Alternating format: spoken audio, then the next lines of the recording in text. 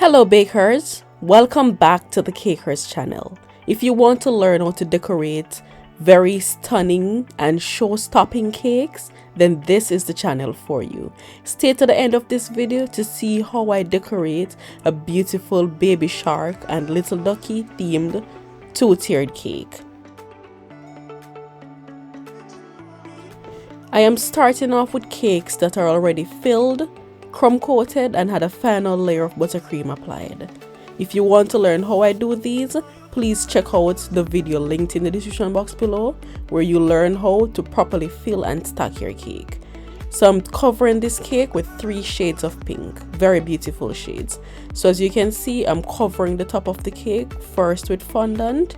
I applied some water with a brush just to work as an adhesive to help the fondant to stick to the cake.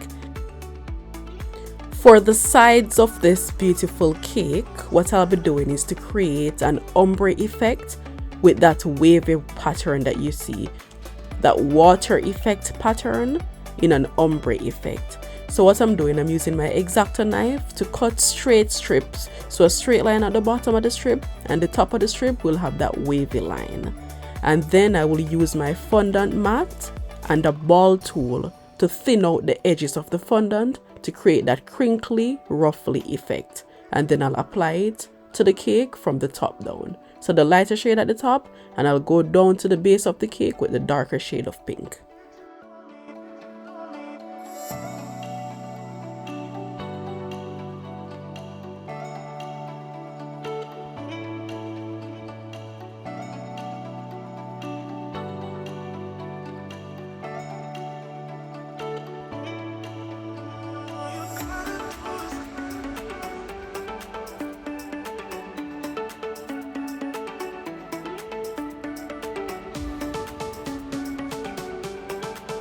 You may be wondering what is the purpose of that white pad you see me ruffling the fondant on. It is called a fondant flour foam pad.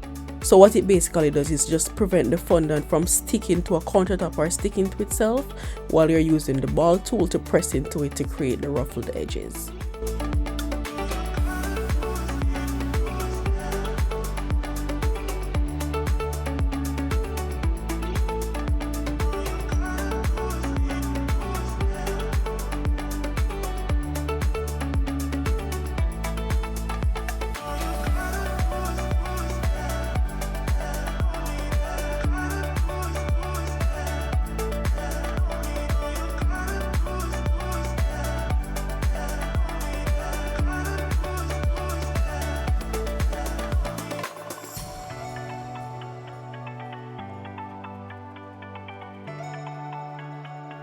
This is the basic design of the top tier. I'm very happy with it. Those wavy patterns are exactly what I was trying to achieve, and now I'm going to start working on the bottom tier of the cake. So for the bottom tier, I'm trying to achieve a marbled pattern. So I'm just mixing together all those 3 shades of pink. I'm adding a little white in here and there just to create a beautiful marbled pattern for the cake. I'm using some cornstarch to help me roll out my fondant. It's flavorless and it just prevents the fondant from sticking. So I'm using the same method to cover the cake. I cover the top first, and now I'm going to wrap the sides with the same marbled fondant. So this method is called the paneling method. So I cover the top of the cake first, and now I'm going to work on the side. So I roll out my long fondant. I made sure to measure the side of the cake and measure the height of the cake to ensure that I have enough fondant to work with. So I roll the fondant up on itself, and then I'm slowly wrapping it around the cake. Obviously, the measurement that I had in mind was not correct. I did not have enough fondant to go around the entirety of my cake. So what I had to do was to cut out another piece of fondant and carefully place it into that missing space.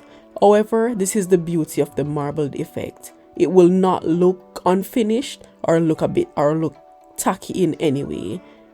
See that I had to put in the fondant here. It will just blend in perfectly.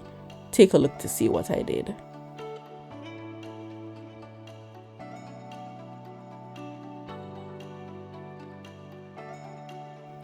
Once I'm finished filling in the missing gaps, I just applied some more cornstarch to the sides of the cake, and I'm running my fondant smoother all the way around the side just to smooth everything out and to push any air pockets out of the cake.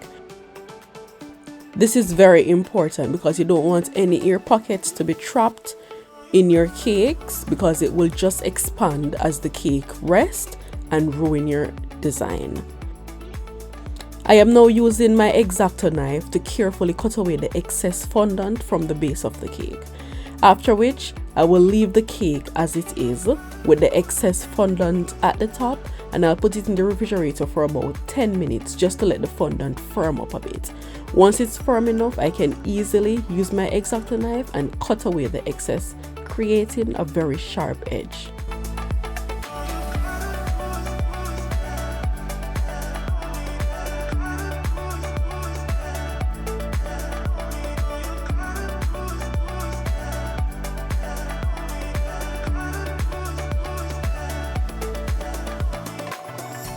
Once I cut away all the excess fondant, I'll just use my fondant smoother to go around the top of the cake. I did apply some cornstarch to prevent my fondant smoother from sticking to the fondant and again ruining the design.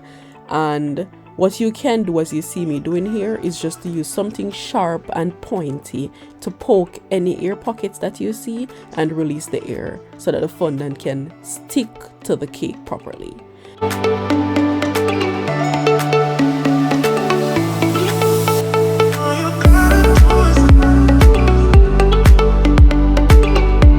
In order to let the marbled effect stand out on my cake, I'm here using some gold luster dust mixture. I mixed it with some lemon juice. You can use lemon juice, fresh lemon juice, extract, or any alcoholic base, so rum or whatever alcohol you have at hand, you can use it actually. And the good thing is that the alcohol will just evaporate and leave the nice luster goldy shimmery effect on the cake. So I'm just going around the cake and highlighting all the detailed marbled parts of the cake so that they can stand out. What I'm doing there at the top, it really wasn't needed. I was just playing around and to just make use of the gold luster dust I have, because the top tier will be sitting on that and covering it up.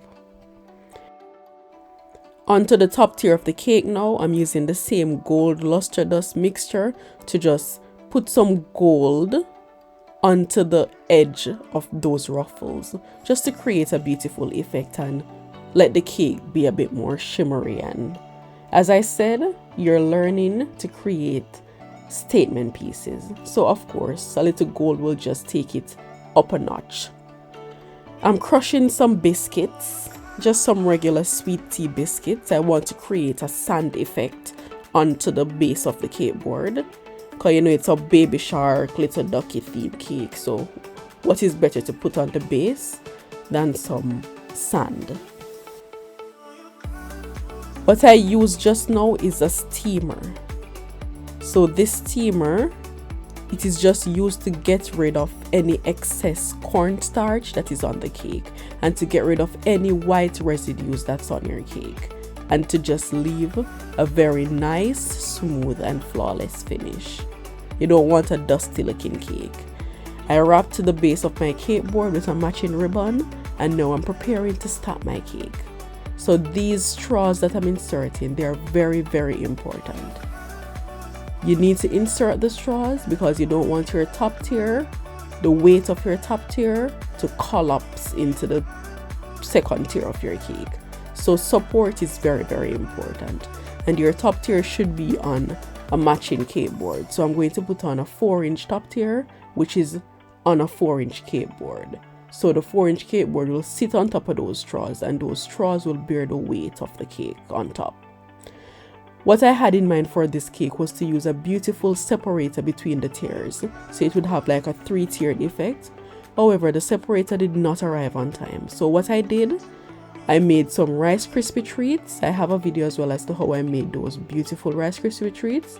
And I filled the container with the Rice Krispie treats, inverted it so the top of the container is on the 6-inch cake and the bottom of the container is supporting the 4-inch cake. And it worked out so beautifully. Like, you would not have known that that wasn't my original intention. So in this baking world, believe me, you've got to learn how to improvise here and there and just make things work. Here I am applying all the beautiful decorations that I made for the cake.